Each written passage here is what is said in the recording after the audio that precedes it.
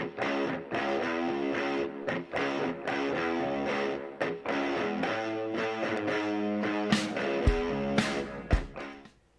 everyone, welcome back to the channel.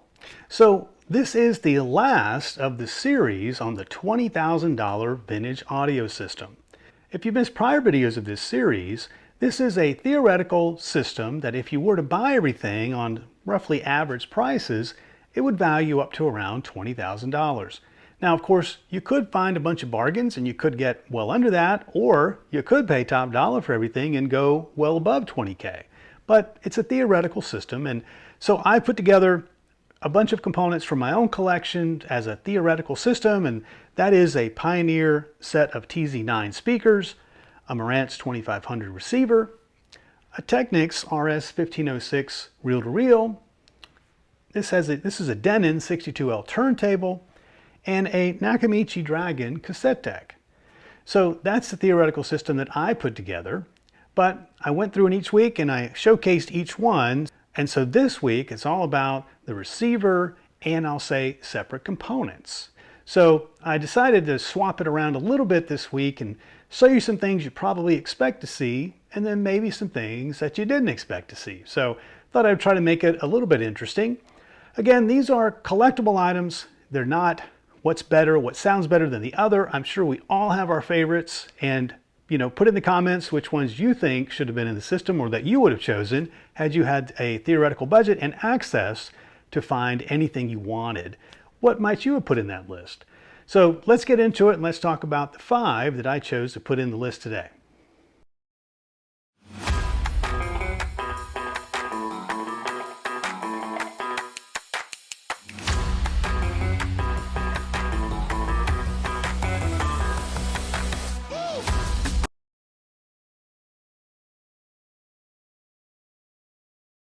First up, we have a pair of absolute titans from Morance, the models 2500 and 2600.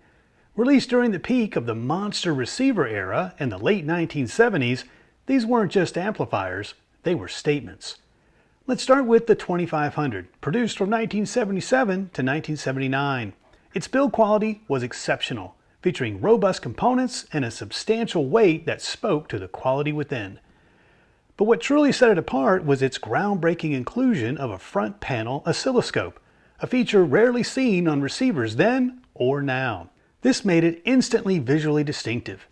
In terms of market competition, the late 1970s saw intense rivalry between Marantz, Pioneer, and Sansui, each vying for the top spot in power and features.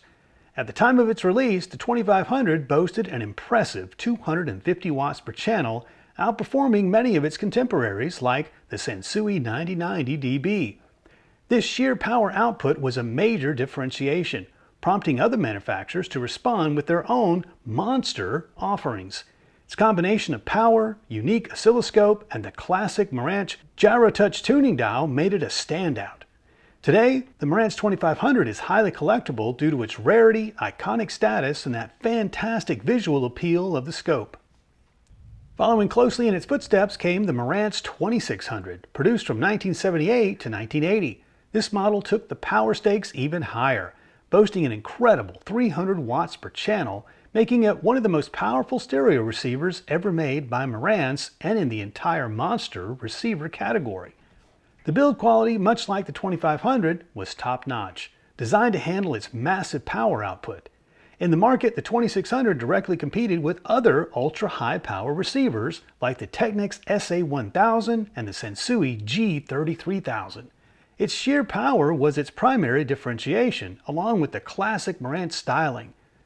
Because it was manufactured in lower units than the 2500, it's considered especially rare, which means the 2600 is exceptionally desirable and highly collectible within the vintage audio market.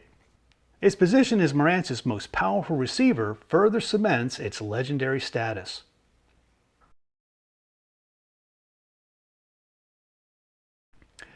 Next up, we have a formidable duo with the Sansui G22000 and the G33000 receivers, released around the same golden era as other high-powered audio.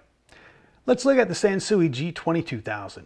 Released in 1978, this receiver offered a substantial 220 watts per channel. Sansui was known for its excellent build quality, often employing high-quality components and robust construction, and the G22000 was no exception. In the competitive market, Sansui aimed to stand out with its powerful sound and feature-rich designs, directly challenging Marantz and Pioneer. The G22000's high power output and Sansui's reputation for a warm, powerful sound were key points of differentiation. While perhaps not as visually iconic as the Morance with its oscilloscope, the G22000's sheer power, sonic performance, and separation of power amp and preamp make it a very collectible piece for those who appreciate the Sansui sound. Now for an absolute beast, the Sansui G33000, this was Sansui's ultimate statement piece in the late 70s. Its most striking feature was, of course, the two chassis design, separating the power supply and the amplifier sections, which minimized interference and maximized performance. It delivered a staggering 300 watts per channel, putting it right in the ring with the most powerful receivers of the time, like the Marantz 2600 and the Technics SA1000. The build quality was, as expected from Sansui's flagship, incredibly high, with massive transformers and premium components. In the market, this receiver was at the very top tier, commanding a high price and competing with other monster receivers for audiophile attention. The unique two-chassis design and its sheer power made it stand out. Today, the Sansui G33000 is an exceptionally collectible and rare receiver, highly sought after for its unique design, incredible power, and legendary status in the history of audio.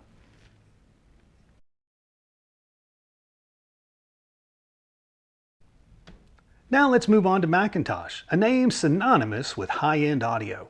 Let's look at the Macintosh C28 preamp, a solid-state unit from the 1970s, and the Macintosh MC60 tube amps from the 1950s and early 60s, which highlights the differences in eras and technologies.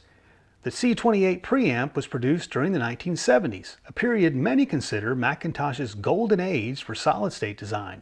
Its build quality is classic Macintosh, robust, using high-quality components, and featuring the iconic backlit glass faceplate with polished knobs. In the market, the C28 competed with other high-end preamps of the time, focusing on low distortion and excellent sonic performance. Macintosh's reputation for quality and reliability was a significant point of differentiation. The C28 offered a comprehensive set of features and controls catering to serious audiophiles. Today, the C28 is a favorite among collectors due to its classic vintage Macintosh styling, ease of serviceability, and excellent sound quality. Its relatively low noise floor for its age also adds to the collectability. Now let's travel back to the tube era with the Macintosh MC60 monoblocks. Produced from 1955 to 1961, these were a hallmark of high fidelity in their day. The build quality of the MC60s is legendary, featuring point-to-point wiring and high-quality transformers that contributed to their excellent sonic performance and longevity. In the market of the 1950s, tube amps were the standard for high-end audio. The MC60s competed with other premium tube amps. The Macintosh quickly gained a reputation for superior design and sound. Their differentiation lay in their patented unity-coupled circuit, which delivered high power with low distortion, a significant achievement for tube amps of the era. The MC60's robust construction and exceptional sound quality made them highly desirable. Today, a pair of restored Macintosh MC60s is incredibly collectible. Their historical significance in the development of high-fidelity audio, their beautiful vintage aesthetic, and their warm, rich tube sound make them prized possessions for many collectors and audiophiles. The fact that the C28 is from a later solid-state era highlights Macintosh's ability to innovate and maintain high standards across different audio technologies.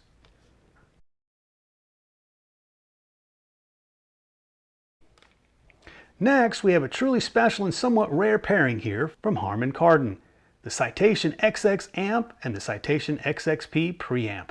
These were designed with no expense spared in the early 80s to reassert Harman Kardon's position in the high-end audio market. The Citation XX amp featured an incredibly high build quality, utilizing expensive components and a design philosophy focused on eliminating distortion. It was designed in consultation with the renowned audio engineer, Dr. Matteo Talla, whose signature even appeared on the front panel. The amplifier delivered a substantial 150 watts per channel. In terms of market competition, The XX aimed to compete with the very best amplifiers available, regardless of price. Its key differentiation lay in its advanced circuitry, designed to minimize transient intermodulation distortion, a concept heavily advocated by Otala. Some audiophile blogs even considered it to be one of the finest power amplifiers ever made. The collectability of the XX stems from its rarity, its no-compromise design, and its legendary status among audio purists.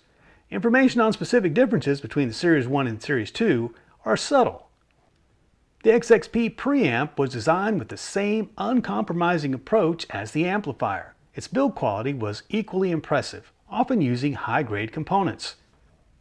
In the market, it was intended to be the perfect partner to the XX amplifier, competing with other top-tier preamps of the era. Its differentiation focused on providing a clean and transparent signal path, ensuring that the amplifier's capabilities were fully realized. Like the amp, the XXP benefited from Dr. Otala's design expertise. The combination was lauded for its excellent sound quality and very low distortion. Today, the XXP, often paired with the XX amp, is highly collectible due to its rarity, exceptional performance, and the story behind its creation.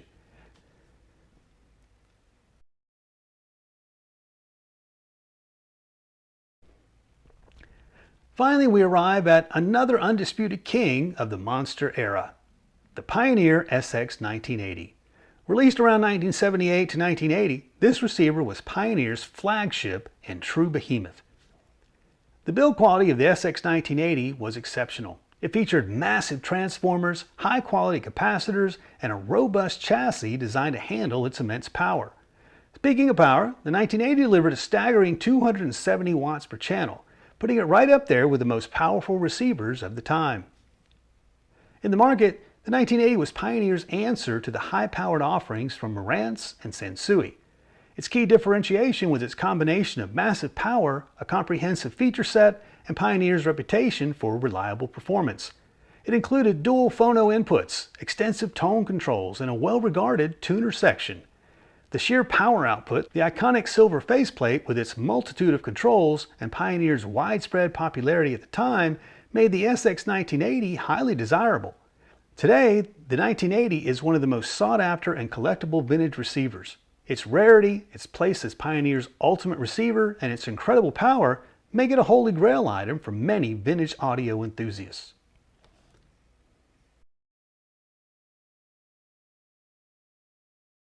Well, there you have it. I'm sure that it was kind of obvious that the Morance was going to be in there. Not a surprise, right? Since I've showcased it each week, so I thought I might as well include it. Now, some other ones that probably predictable. You probably weren't surprised to see the Pioneer SX 1980, arguably the most popular monster receiver ever. It gets a lot of attention. It is sold quite often, and you hear a lot about them. What you probably didn't expect or may not know of is the Sansui models. The G22000 and G33000, somewhat rare. They were quite expensive due to their being separates, essentially. But they were still considered to be the monster receivers, and they sold in very few numbers, so they're hard to come by and you don't see them. I've actually never had either one in my collection. So they're quite a rare beast and quite unusual looking with their ability to be stacked or connected. They can actually be bolted together to make it look like one very, very large unit. So those were interesting and a little bit different than what you typically see. I also decided to include some separates. I went with the Macintosh separates, and as you noticed, they were from different eras. So it's kind of one of my favorite pairings. I like to take a solid state amp and pair it with a tube amp. In this case, tube monoblocks. And I chose two pieces of Macintosh out of my own collection that I thought were very representative of Macintosh overall. Now, Macintosh, over 30, 40 years of vintage gear, just about all of it is collectible. There really isn't a piece of Macintosh gear that's not collectible, but I chose those two as good quality examples of the long lineage of Macintosh. So I think you could do very well with just about any combination from the 50s all the way through the 80s. I think you're just fine. But for me, that was just a good combination of a pairing that I think is kind of exceptional, and they fit within the pricing range that we were trying to accommodate here in this theoretical system. Now lastly, what you may not have known about were the Harman Kardon pieces. The XXP and the XX are quite exceptional units. They didn't sell in very high quantity and they're pretty hard to come by. I happen to have a preamp, which I showcased, but I've not seen or have not ever owned the amp, unfortunately, but both were built to exceedingly high standards. So something I thought might be a little unique for this theoretical setup of a $20,000 system. So I hope you enjoyed that. A little bit different, not something that you see every time. Some things were probably expected, some things were maybe surprises for you. So hopefully you found that interesting. Let me know what you thought should be in the collectible side of things, not what's better. Again, this was just about collectability.